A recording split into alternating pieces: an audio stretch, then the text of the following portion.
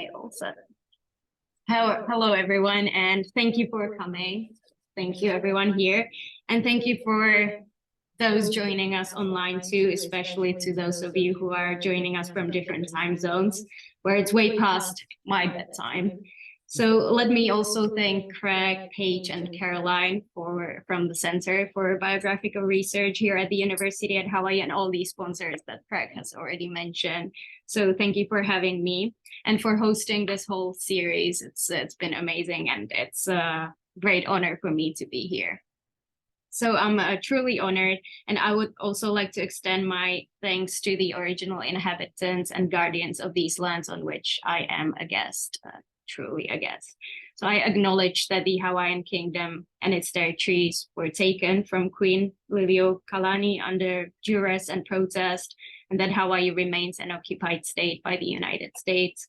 As a guest in Hawaii, I am grateful for the opportunity to experience the beauty and the gifts of the land, and which have been shaped and sustained by generations of Indigenous Hawaiians and their knowledge systems. I commit to supporting the efforts of Indigenous peoples to protect their land and communities, and to dedicating my time and resources to working in solidarity with them while I'm here and beyond. Mahalo. Today, it is my pleasure to talk to you about my forthcoming life writing collection on outdoor counter-narratives that is still a work in progress, and which I'm preparing together with my amazing co-editor, Alena Rainsberry, who is joining us online today, and I'm sure will be also happy to answer any questions, probably on chat as well, if that's possible. The collection features the personal stories of women whitewater kayakers, climbers, mountaineers, and highliners from mostly North America and Europe, but beyond as well. We may have a few authors from Latin America and from South America, but also from and also in when I say North America, I mean Mexico too, of course. So we will have at least 2 or 3 authors from Mexico, with the aim of visibilizing female experiences in the so-called extreme sports. Though the book primarily focuses on the female experience, the authors in our collection take an intersectional approach in their analysis of the role of gender, race, class, age, and sexuality in the social construction of adventure sports, as well as in their consideration of disparities in access to the outdoors. Before I present more details about our project, let me start by briefly introducing myself and the book's co-editors. So as Craig has already said, I am a guest on this beautiful Aina, visiting for the purpose of learning from this land and its resources that I mainly gather in the university's library, as I'm a visiting scholar here, currently finishing my dissertation. I can currently trace my family's roots to the heart and east of Europe, and I was born in what is now known as the nation state of Czech Republic. I am a doctoral candidate at the Department of English and American Studies in Brno, Czech Republic, and you've already heard my specializations mostly in critical animal studies. Last year, I started working on the Decolonial Outdoor Narratives project, so now I'm primarily focusing on this book with Alena. It is thus also relevant to say that I'm a highliner and trying to find balance, as was already mentioned. And I'm a passionate vegan feminist with an appetite for using literature as a means of analyzing and dismantling the dominant white male narrative in outdoor sports and elsewhere. My co-editor and my dear friend, Alena Rainsberry, she's an American kayaker from the Washington state who can currently trace her family's roots to the Netherlands and Indonesia. After getting introduced to the sport of kayaking about 2 years ago, she has been dedicated to improving her river running in order to chase whitewater all over the world. Her passion and motivation quickly materialized, and Alena is already kayaking with world-class kayakers on big water. She lived and kayaked in Ecuador for 3 months, recently spent a whole month kayaking in India, and is currently working and training in the Pacific Northwest, her home. In between daydreaming about raging rapids, Alena works with the patient advocate startup NanoDropper that is standing up to the gross exploitations of big pharma. She previously worked in for multiple years as an English teacher in the Czech Republic, where we became friends and adventure buddies. Alena is a passionate advocate for getting women into the outdoors and encouraging them to try new skills. She also loves to lead climb with other women and explore the backcountry in any season and weather, breaking down gender stereotypes and expectations in the process. The idea for this book was born in the Yosemite Valley in April and May last year, where Alena and I traveled to Catsit for a friend, work remotely, and climb most afternoons and weekends. Somewhere between recovering from a physically and mentally challenging climb on a half dome and preparing for another adventure in the valley, Alena and I started discussing this project. We both wish to read more stories of women from our two respective sports of kayaking and highlining, but there simply aren't enough of them published yet. Adding rock climbing to the mix made logical sense for several reasons. First, the sport of rock climbing is closely related to highlining, not only because slacklining was born from rock climbing, but also because highlining often requires climbing in order to set the line. Second, Alena and I are both rock climbers. It is the sport that unites us, and this is true for many of the collection's authors as well. Third, rock climbing serves as a natural and symbolic bridge between the water sport of kayaking and the air sport of highlining, as well as a bridge between Alena and I. Rivers, rock, sky, it all started to make sense to us, and once we identified the main focus, more and more logical connections started to appear. But first, let me briefly introduce the three sports, especially highlining, as I dare to assume that this sport is new to many of you. Here are many pictures of Alena kayaking, raging rivers. I don't understand that much, but I tried it, and it's a truly extreme sport. So whitewater kayaking is a type of kayaking that involves navigating a kayak through rapids and whitewater, which is water that is aerated due to its motion over rocks, boulders, and other obstacles. Whitewater kayakers use a variety of techniques and maneuvers to control their kayak and navigate through rapids safely-ish. It is considered to be an extreme sport and requires a significant level of skill and training to participate safely. Rock climbing is then a sport in which participants climb up natural rock formations or artificial rock walls. The goal usually is to reach the summit of a formation or the end point of a predefined route. Rock climbing can be done with or without equipment, and there are various techniques and styles that climbers use to ascend the rock. For example, in free climbing, the most widespread type of climbing, the climber uses only their hands, feet, and body to ascend the rock and relies on their own strength and skill to make progress. They do not use any equipment to aid in their ascent, such as ropes or ladders. However, the climber uses protective equipment such as harnesses, helmets, and belay devices, as well as rope in case of a fall. So unlike during free soloing, for which Alex Honnold is famous. There are two main types of free climbing: traditional climbing and sport climbing. Traditional climbing involves making one's own protection as one climbs using removable gear placed in cracks and in the rock, whereas sport climbing relies on permanent anchors fixed to the rock. This collection will also feature accounts from some women rock climbers who also practice mountaineering, which is simply put the sport of climbing mountains, which involves hiking, scrambling, and climbing to reach the summit of a peak. Mountaineers use a variety of techniques and equipment, such as ropes, harnesses, crampons, and ice axes to navigate the terrain and protect themselves from hazards, such as steep ice and rock faces, crevices, and avalanches. While some styles of rock climbing are genuinely safe, mountaineering in most of its forms rightfully falls under the category of extreme sports, which then brings me to highlining, which is probably the most artsy of the three sports, or so I argue at least.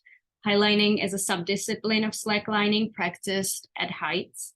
Simply put, slacklining is a modern form of tightrope walking. Slackline is most often a flat 1 inch wide nylon or polyester webbing that is dynamic and light. Highlining is then a subdiscipline of, okay, there should have been 2 pictures, sorry. So I'm gonna show you a video of highlining, which I think it will be easier. Can you share? I think this one. Okay. Go. It's working. Perfect. So highlining is a subdiscipline of slacklining that is practiced in great heights in both natural and urban landscapes. Slacklining traces its roots to Yosemite climbing in the 1960s, and the very first highlines were rigged in the valley, which is therefore something of a mecca for highliners, most of whom eventually undergo a journey here. When compared to sports such as base jumping or mountaineering, highlining is a fairly safe activity. In contrast to other extreme sports where the greatest risks are undertaken during the activity, most of risks of highlining are taken not on the highline itself, but when it is being rigged, a process involving other activities and skills such as rock climbing or even mountaineering. When the line is rigged correctly and all other safety measures are taken, the flat, dynamic, and light 2.5 centimeter wide nylon or polyester webbing is extreme in a different way. The Czech highliner Anna Hanuš-Kuchařová, one of the first women to ever walk highlines, explains that for her, the extremeness in highlining lies in the extreme feelings a highliner experiences when they are walking the narrow line in space to which a human mind is not naturally adjusted, an experience she likens to flying. Highlining is also a very time-consuming activity where planning a project, preparing the gear, organizing the team, scouting the location, and rigging the line often consumes more time than the act of highlining itself. What further categorizes highlining as an extreme sport then is the necessary extreme dedication and tremendous effort of its practitioners. The process of rigging and creating a new highline project brings the community closer together and establishes unique connection between individual members of the rigging crew who may otherwise have very little in common. The days spent planning, preparing, and rigging are all part of an activity that is less about each individual and more about the slackline community. Highlining is a lifestyle sport whose community values often follow what has been termed slacklife. I'll change the screen again.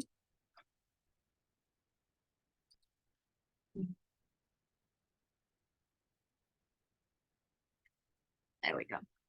In my piece, Highlining as Outdoor Artivism, Building Bridges to Sustainable Futures, that I wrote for Niche and which can be accessed online, I argue that highlines can be viewed as artivist pieces that redefine landscapes and inspire values that promote freedom, cooperation, connectedness, and environmental protection. As we constantly walk and travel through places that are controlled and regulated, highlining provides an opportunity to interact with spaces where human movement is naturally limited and therefore unexpected and unregulated. Highlining, read as artivism, promotes free movement and challenges this biopolitical control over bodies and regulated movement through space. Most of the slacklife values are, however, shared across the wider community of people who practice adventure or lifestyle sports, including rock climbing and whitewater kayaking. So there are many connections and intersections of the 3 sports that our collection will be highlighting. Outdoor sports, often classified as extreme adventure or lifestyle sports, all require a high level of physical fitness, strength, endurance, both physical and mental. There is the clear connection to nature and wilderness, and they all involve navigating challenging terrains, whether it's rushing rapids or steep rock faces, often in remote and challenging locations. They require a certain level of technical skill and knowledge of equipment and safety techniques, but they also require balance, humbleness, surrender, respect, vulnerability, confidence, and trust. And there is the value in aesthetics. In all 3 sports, there is the same terminology. They all say they value the aesthetics of the line. They're community sports. And then the word flow in the collection's proposed title also carries multiple literal and symbolic meanings, all of which are, they all connect to all three sports, including the flow state, being in the flow, the state of mind in which one is truly engaged in an activity and lost in the moment. That can be achieved through all these activities, flow of the river air movement, go against the flow or go with the flow. That's also addressed by multiple authors, flow of time, but also flow as menstruation. So there are multiple meanings. First of all, let me also talk about issues of access to the outdoors. The collection wants to contribute to the growing movement to increase access and representation of marginalized groups in adventure sports.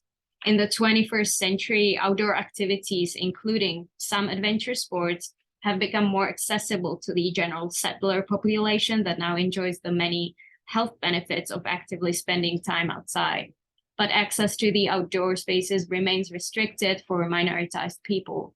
The intersections of gender, class, and race determine invisibility or visibility, vulnerability, free movement, and safe access to the outdoor spaces and activities that are defined by hierarchies, despite being often framed as open for everyone.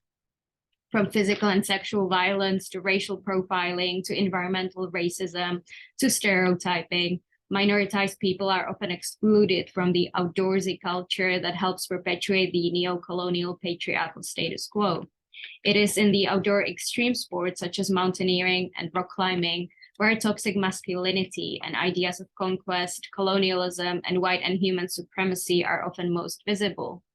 On a cultural level, traditional Western outdoor narratives in the form of literature, art, and film that glorify the trope of a strong male mountaineer who conquers the mountains, that is often portrayed as female as well, help perpetuate harmful ideas about masculinity, domination, and conquest.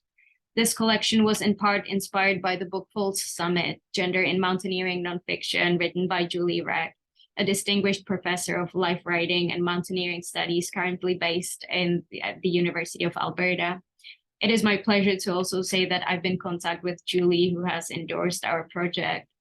In her book, Julie provides critique of the false dichotomies which pervade in mountaineering. Success to be celebrated only among those climbers who reach the mountain's summit. When the experience of the climb is sidelined or completely disregarded, and the value of the climb itself is contingent upon a single factor, settler colonial narratives of conquest are reaffirmed and dragged into the present age. By contrast to these problematic attitudes, the stories in our collection highlight other aspects of adventure sports and show how these require complete surrender, humility, vulnerability, and connection with the surrounding environment, as well as with your team. Brack's argument that, and I quote, "It is time for other stories of achievement to matter as well," end of quote, highlights the adventure sports potential to serve as counter-narratives if the stories are told differently. Their objectives are not to conquer, but rather to experience. Which brings me back to our collection that will feature outdoor counter-narratives from women, whitewater kayakers, climbers, and highliners, with the aim to show and visibilize both individual personal stories of the contributing authors, as well as the female experience in these extreme or lifestyle sports more generally.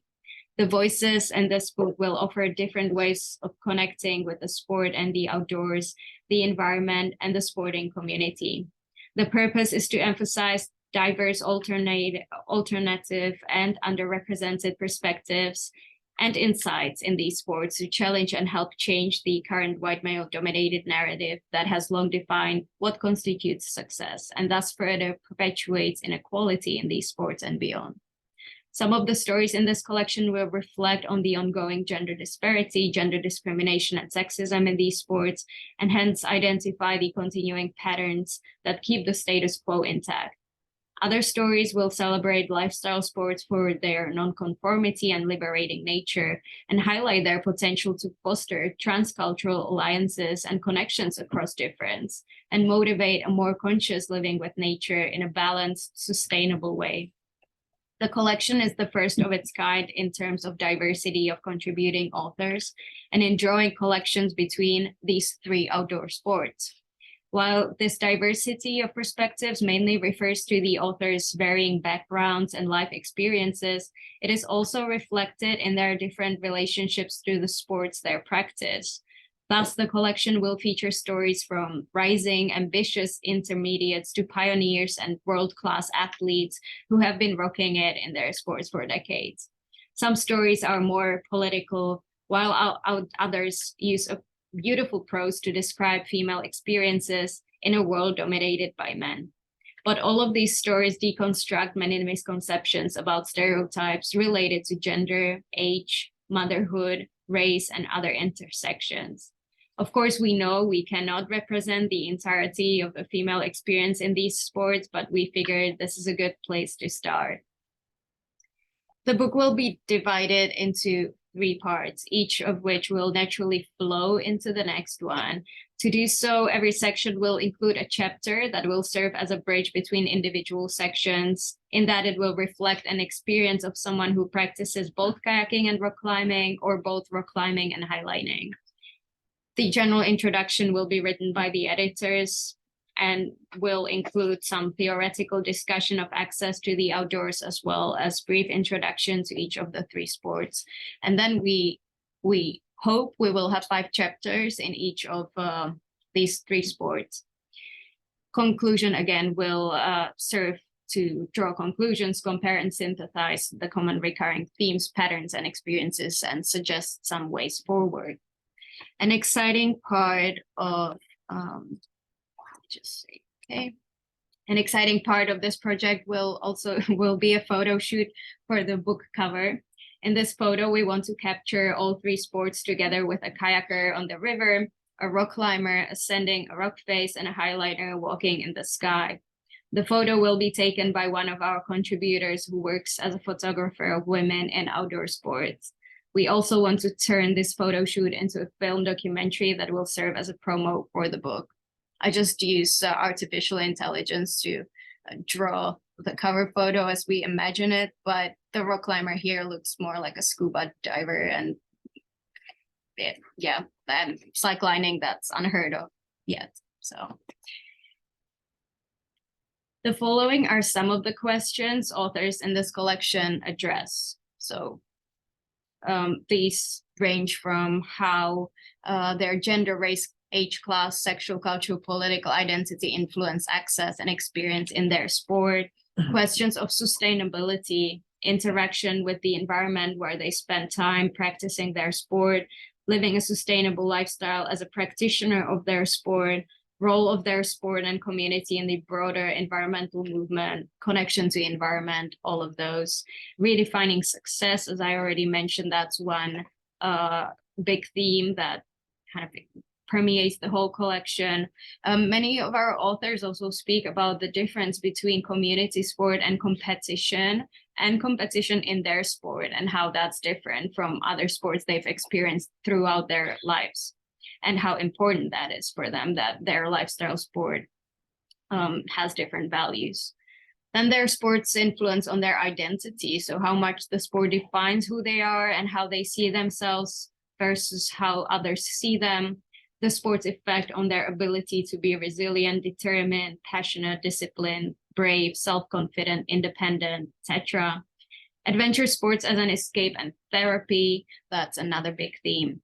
There are, of course, many gender-related questions that not all stories in the collection address, or not addressed literally, but some of them talk about it more than others. So there are stories that are that talk specifically about being a mother, for example, practicing outdoor sports, while others are just stories by women about being a badass woman kayaker, for example. So the gender aspect is more subtle. These are some of the themes that I identified in all the contributing chapters, and that kind of nicely connect each of the stories. And now I would like to bring to life some of these main themes of the book by showcasing the voices of the authors themselves. I will do this by sharing select passages from the book's chapters, giving you a glimpse into the thoughts and experiences of these talented writers. Through their words, I want to honor the diversity of perspectives represented in this collection, but also highlight the universal themes that make it accessible to a wide range of authors. Gender in extreme sports cultures. I'll start here as that's a big theme. Women often experience extreme sports differently from men due to a number of factors, including societal expectations, cultural norms, and access to resources. The collection's authors describe their gendered experiences in their sports culture that are often shaped by these. And some of them are just internalized, and that's what some people talk about. For example, here, when one of the authors says, "So unfair, I thought that he gets to paddle and not worry about others' perceptions if he messes up, or if he does, that he would be judged as a beginner only, not a beginner woman kayaker. I was frustrated with myself that I couldn't just care less. Women are socially conditioned to care about what men think, and I was not immune. It is work to unlearn these things." Some talk about fear and flow being crucial feelings in highlining, and how they also perceive them as being highly gendered, how we are taught to overcome them and embrace them, while men are often taught to overcome their fear more easily and try regardless of their fear and performance. Women are taught to be more hesitant or careful, especially if they're mothers, for example. So that's a big theme. So we, in our collection, to talk about this idea of adventure sports perhaps being a new wave, not a new wave of feminism, but a sub-part of feminism, and about their potential to maybe foster some alliances among diversity of women, as adventure sports have been suggested to have this potential, as they provide a space for women to challenge traditional gender roles and assert their physical and mental strength. By participating in activities that are traditionally seen as masculine or extreme, women can reclaim their bodies and their autonomy and push back against the notion that women are weaker or less capable than men. Adventure sports also create opportunities for women to bond with each other and form supportive communities, which can be empowering and uplifting. By working together and encouraging each other to push their limits, women can challenge the notion that women are in competition with each other and instead foster a sense of camaraderie and mutual support. Furthermore, the visibility of women in adventure sports can help to inspire future generations of young women to challenge traditional gender norms and pursue their passions regardless of societal expectations and cultural norms. And again, this is more important in some cultures than in others, which is quite visible in our collection when, you know, we have women from India or Mexico, and then white women from Germany, for example. So there's, of course, the huge difference in their backgrounds. But overall, while adventure sports are just one aspect of the larger feminist movement, they have the potential to play an important role in challenging gender stereotypes and empowering women to pursue their goals and dreams. That's something that our collection wants to show and our writers show. Representation is therefore another big theme, or the lack thereof, and how important it is for women to have role models. Having female representation in extreme sports is important for promoting gender equality, inspiring others, and improving the representation in traditional male-dominated aspects of society, adventure sports being one of them. Several authors write that seeing women participate and excel in their sports inspired and motivated them to improve their own performance by pushing their boundaries, simply because they could see that it was possible. This is especially the case in highlining, where it's a fairly new sport, and therefore there are huge disparities between women in different countries. So in some countries, the records are very different, and so there are women who are getting into freestyle highlining, for example, which is a different type of highlining, who can see other women doing these tricks And one of our authors said that it might sound silly, as it was obvious you don't need a penis to do a rocket mount, but I was affected more than I had expected to be, as I realized how much missing visual examples had limited my understanding of highlining. So this author is also asking about representation of mothers in the community. Women in general, but where are the moms? So extreme mothers is another topic in our collection. We have a few perspectives of women who are also mothers. There is often a double standard in judging parents involved in extreme sports, with mothers being held to a higher standard of responsibility and criticism compared to fathers. This is largely due to gender stereotypes and cultural norms that view mothers as the primary caretakers of children and hold them to a higher standard of responsibility for their well-being.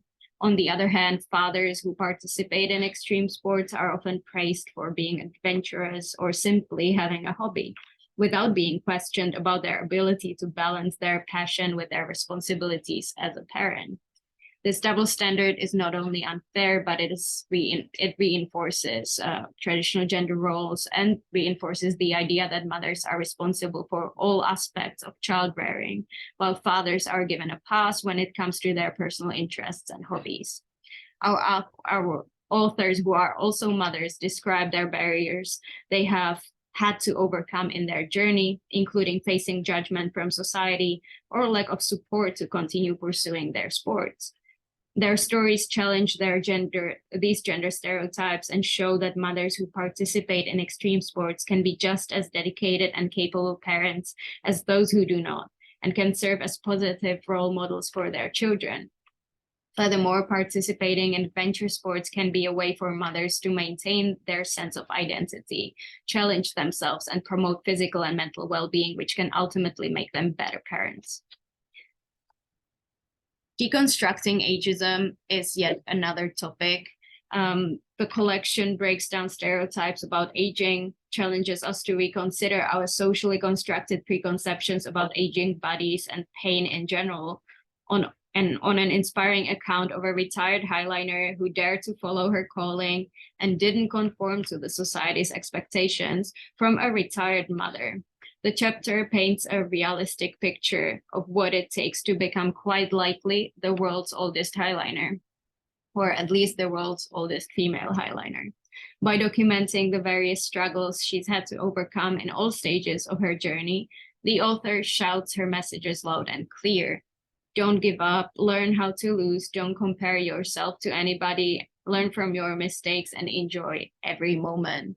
Her chapter is really beautifully written. She talks about slacklining being her fountain of youth and how she feels ageless when she slacklines or highlines. She's in flow, feeling great, but also her perspectives on pain and how we feel about it is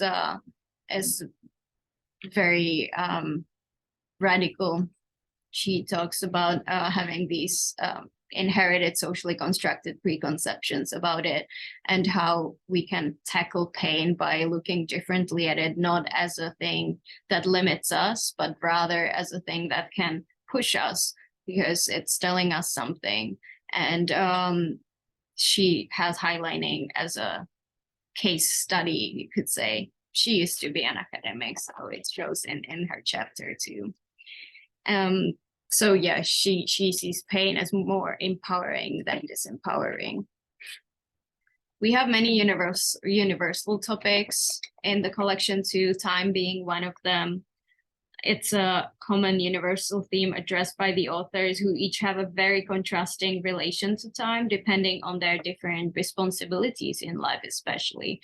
Mothers, for example, or marginalized people who need to work around the clock are the ones naturally disadvantaged, as they cannot afford to, as one highliner said, flow to a more organic sense of time, as is the goal and essence of lifestyle sports. These authors then explain how they navigate these challenges and even offer some practical suggestions on how their sports could help to address these exclusions and accommodate marginalized people whose time is more limited. On individual stories, the collection thus shows how time is also gendered and racialized. Another big topic, universal topic, is fear. Clearly, it's a extreme collection about extreme sports. So fear permeates the whole book. While fear is also shown as gendered, it is universal emotion that is experienced by people of all cultures, ages, and backgrounds, and can thus create a sense of shared vulnerability and connection. It's thus praised by our authors for its unifying potential. As one author writes, in a sense, we are all on equal footing because we are all pushing our own boundaries and many are battling through fear. And therefore fear, it's also interesting to see how different authors relate to fear differently. So it can be shown as as a empowering emotion as well as disempowering. So that really depends on individual perception. As was already mentioned, one of the collection's goals is to redefine success and what an accomplishment means. In contrast to competitive sports where success is often defined by winning, setting records, and outperforming others, success in adventure sports is often more subjective and personal. It may be based on overcoming personal challenges, pushing one's limits, and having unique experiences, exploring new places, trying new things. Adventure sports often require a different type of mental and physical preparation, as participants must be ready for the unexpected, and success of everyone involved is necessary. Hence, there are no losers necessary, as one of the kayakers pointed out. And that's really the same for mountaineers or highliners. We are all in it together, and if one of us fails, then usually we all fail in the traditional sense of the word. But also sometimes it could be fatal. So even in a very literal sense of the word, of course. Mental challenges. Adventure sports present many of those, a wide range of mental challenges that can test an individual's mental toughness and resilience. Each chapter addresses the mental challenges experienced by the authors, many of which are overlapping. Each author, however, approaches them differently and thus offers a new way of dealing with the pressures they encounter in their sports, which can then be helpful for others who practice the sports to see the other perspectives and learn how to deal with their own fears and challenges. From fear and anxiety, coping with uncertainty, to overcoming self-doubt, dealing with failure, and managing stress, the collection stories also highlight that these mental challenges can provide opportunities for personal growth and development as individuals learn to confront their fears and overcome obstacles. So yet again, a wide array of different perspectives here. While I may excel in fear management, I fell in self-confidence. So there are many authors who actually talk about all of these limitations that they have and which they tackle. And again, across all three sports, it seems like they all speak about just one thing. And that's related to another topic, as extreme sports being an escape or therapy for many, in a good sense and in the worst sense of the word. So sometimes they used for their therapeutic abilities, such as slacklining being seen as a cheap therapy for one of the highliners, while some people actually go to engage in extreme sports to avoid their own anxieties and depression, for example, and how they realized that while they were practicing, and how they managed to then turn around and overcome both their mental disabilities or illnesses or something by engaging in extreme sports, while also being able to continue doing their sports, but somehow change the way they relate to them. So it's a great opportunity to step away from the demands of daily life as well, focus on the present moment, and they can be a great way to reduce stress and build self-confidence, as well as provide means to cope with trauma, depression, anxiety, and they can provide sense of purpose and meaning in life. spirituality connection with the environment is then another big topic. Adventure sports can serve as a means for personal and spiritual growth by providing individuals with opportunities to challenge themselves, learn new skills, and gain greater sense of purpose and connection with the world around them. They can also provide a sense of connection with nature and the natural world, which can be a source for spiritual growth and renewal. By immersing themselves in nature, the practitioners can escape the distractions of modern life and gain a deeper appreciation for the beauty and majesty of the world around them. To become a highliner requires spiritual growth. It is a fascinating and mysterious process. Walking the line has become my spiritual path, says one of the highliners, for example. But then in kayaking,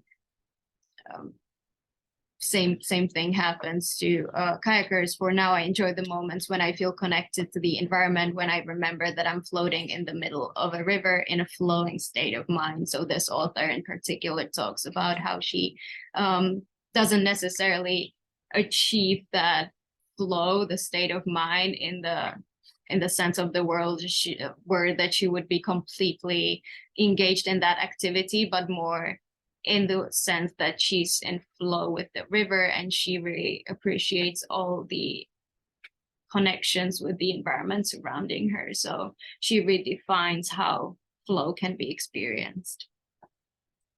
And finally, community. The importance of community and the spirit of the community and adventure sports is evoked in most stories, actually. So these speak for themselves. Most highliners are adults who are kids. We are free spirits. We love to play and hang out together. We do crazy things. I love that in that chapter, because this highliner talks about how she first felt like she doesn't belong, and then her journey towards becoming part of that community and how her community became her family. So those we is really reflected of that journey. And the same ones as when I first showed up to a Highline meetup, I clung to that mantra, I belong here too. There were about a dozen highliners there. And even though everyone was very nice to me, I felt like an ethnographer in a foreign culture. I now have the fond feeling these are my people. And that's it for me. So in conclusion, the collection of stories written by a diverse group of women from the world of adventure sports is a testament to the power of the human spirit. Through their experiences, they offer us a rich tapestry of counter-narratives that challenge conventional wisdom and inspire us to see the world in new and different ways. Despite their diverse backgrounds and interests, these women have a lot in common, especially their passion for pushing their limits and embracing the unknown. It is the spirit that unites them, and it is this spirit that speaks to all of us. So whether you are an adventurer yourself, a reader of adventurous and powerful life narratives, or simply someone who seeks inspiration, we hope that this book collection will touch your heart and inspire you to pursue your own passions and dreams, whatever they may be, to break down barriers and to live life to the fullest. So thank you, mahalo.